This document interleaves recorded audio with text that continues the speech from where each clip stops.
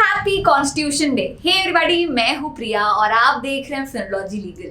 आज के इस वीडियो में हम इंडियन कॉन्स्टिट्यूशन से रिलेटेड कुछ इंटरेस्टिंग और अननोन फैक्ट्स जानेंगे और वीडियो के एंड में आप मुझे बताना कि आपको इनमें से कितने पता थे। तो चलिए आज की वीडियो स्टार्ट करते हैं। सबसे पहले तो हम ये जो डेट्स का कंफ्यूजन है इसे क्लियर कर लेते हैं। तो देखिए 15 अगस्त 1947 को हम आज़ाद हुए थे, तो क्या मनाते हैं? Independence day. 26 नवंबर 1949 को हमारा कॉन्स्टिट्यूशन बनकर रेडी हो गया था, तो इस दिन हम क्या मनाते हैं? Constitution day. और 26 जनवरी 1950 को इसी कॉन्स्टिट्यूशन को इनैक्ट किया गया था, तो हम क्या मनाते हैं? बताइए, रिपब्लिक डे। अब आप मुझे बताइए कि जब नवंबर में कॉन्स्टिट्यूशन बनकर रेडी हो चुका था, तो हम जनवरी तक इसे इनैक्ट करने के लिए क्यों रुके थे? क्या हम किसी अच्छे मुहूर्त के लिए रुके थे? ऐसा नहीं, एक इंपॉर्टेंट लॉजिक है, चलिए समझते हैं। तो सबसे पहला पॉइंट हम ये डिस्कस करेंगे कि 26 नवंबर और 26 जनवरी मतलब कि कॉन्स्टिट्यूशनल डे और रिपब्लिक डे के बीच में क्या रिलेशन है।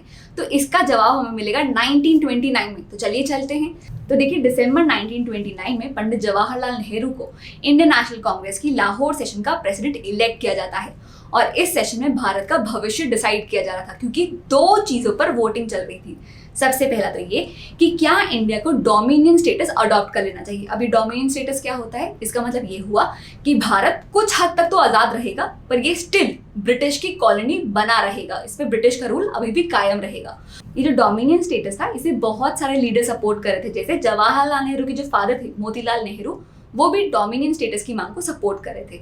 वहीं दूसरी जो मांग थी वो थी पूर्ण स्वराज की मांग, टोटल कंप्लीट इंडिपेंडेंस की मांग, जिसे जवाहरलाल नेहरू, सुभाष चंद्र बोस, बाल गंगाधर तिलक जैसे लीडर सपोर्ट कर रहे थे। इसके बाद सेशन में वोटिंग होती है और पूर्ण स्वराज को, कंप्लीट इंडिपेंडेंस को ज्यादा वोट्स मिलते हैं। अब ध्यान दीजिए, इसी सेशन में डिसाइड किया जाता है कि अगले साल का मतलब जनवरी 1930 का जो लास्ट संडे होगा, उस दिन हम कंप्लीट इंडिपेंडेंस डे, पूर्ण स्वराज दिन सेलिब्रेट करेंगे। अब जो लास्ट संडे था वो था 26 जनवरी 1930। अब आते हैं हम 26 नवंबर 1949 को, जब कॉन्स्टिट्यूशन बनकर रेडी हो चुका था। इसमें भी जवाहरलाल नेहरू प्रेजेंट थे। उनका कहना ये था कि 26 जनवरी 1930 की जो हिस्टोरिक डे थी, जिस दिन पूर्ण स्वराज मनाया गया था, उस दिन को याद करने के लिए हम कॉन्स्टिट्यूशन को फोर्स में 26 जनवरी को लेके आएंगे और इसीलिए 26 जनवरी 1950 को कॉन्स्टिट्यूशन इफेक्ट में आया, फोर्स में आया। तो कॉन्स्टिट्यूशन बनकर तैयार कब हो गया था? 26 नवंबर 1949 को, जिस दिन को हम आज कॉन्स्टिट्यूशनल डे सेलिब्रेट करते हैं। और कॉन्स्टिट्यूशन फोर्स में कब आया? 26 जनवरी 1950 को। इसी दिन 1930 में हमने पूर्ण स्वराज सेलिब्रेट किया था और इसी दिन को आगे याद रखने के लिए हम रिपब्लिक डे सेलिब्रेट करते हैं। नेक्स्ट हम बात करते हैं कॉन्स्टिट्यूएंट असेंबली की। तो देखिए कॉन्स्टिट्यूशन बनाने के लिए कॉन्स्टिट्यूएंट असेंबली की तो जरूरत थी ही, जिसका आइडिया सबसे पहले दिया था एम.एन. रॉय ने 1934 में।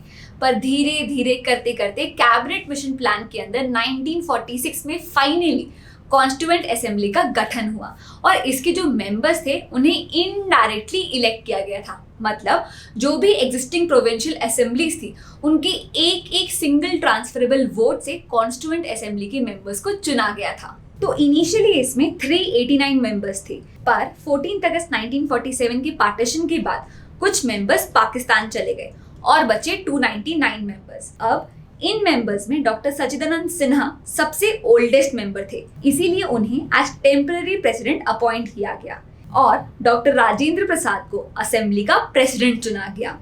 इसके साथ ही नॉर्मली लोगों को ये याद रहता है कि एच.सी. मुखर्जी इस असेंबली के वाइस प्रेसिडेंट थे, पर इस असेंबली के दो वाइस प्रेसिडेंट थे, एच.सी. मुखर्जी और वी.टी. कृष्णामाचारी। और इस असेंबली के कॉन्स्टिट्यूशनल एडवाइजर थे बी.एन. राव, जिन्होंने बाकी देशों के कॉन्स्टिट्यूशन की स्टडी करते हुए इंडियन कॉन्स्टिट्यूशन का इनिशियल ड्राफ्ट प्रिपेयर किया था।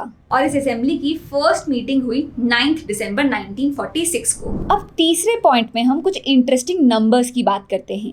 तो 9 दिसंबर 1946 से लेकर 26 नवंबर 1949 तक, मतलब टोटल 2 साल 11 महीने और 18 दिन लगे थे कॉन्स्टिट्यूशन बनने में, जिसमें अप्रॉक्स 64 लाख रुपए का खर्चा आया था। फर्स्ट मीटिंग से लेकर फाइनल ड्राफ्ट बनने तक 2000 से ज़्यादा अमेंडमेंट्स हुए थे और कॉन्स्टिट्यूशन के ड्राफ्ट पर 24 जनवरी 1950 को 284 मेंबर्स ने साइन किया था। और क्या आपको पता है कि ओरिजिनल कॉन्स्टिट्यूशन को सुरक्षित रखने के लिए उसे माइक्रोब रेजिस्टेंट पार्चमेंट शीट्स में लिखा गया है, जिसकी शेल्फ लाइफ 1000 साल की होती है। फाइनली जो कॉन्स्टिट्यूशन रेडी हुआ उसमें 234 पेजेस है, जिसका वजन, क्या आप गेस कर सकते हैं कि इसका वजन कितना होगा? तो इसका वजन था 13 किलोग्राम्स। जी हाँ, 13 kgs। अब क्या आपको पता है कि 14 सितंबर को हिंदी दिवस क्यों मनाया जाता है? क्योंकि इसी दिन हिंदी इन देवनागरी स्क्रिप्ट को इंडिया की एज ऑफिशियल लैंग्वेज अडॉप्ट किया गया था।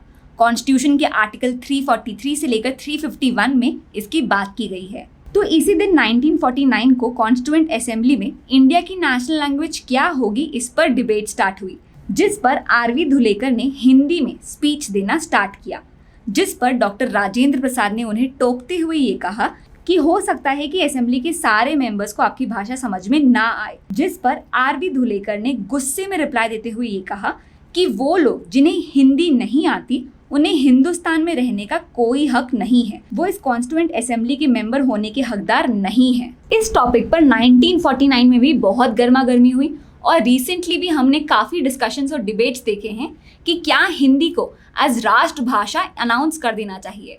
इस पर आपका क्या सोचना है ये मुझे कमेंट सेक्शन पर ज़रूर बताइएगा।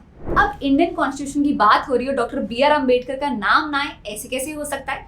तो ये नाम अब आएगा। तो देखिए, कॉन्स्टिट्यूएंट असेंबली ने डिफरेंट काम करने के लिए टोटल 22 कमिटीज कॉन्स्टिट्यूट की थी, जिसमें से सबसे इंपॉर्टेंट थी ड्राफ्टिंग कमेटी, जिसे कॉन्स्टिट्यूट किया गया था 29 अगस्त 1947 को।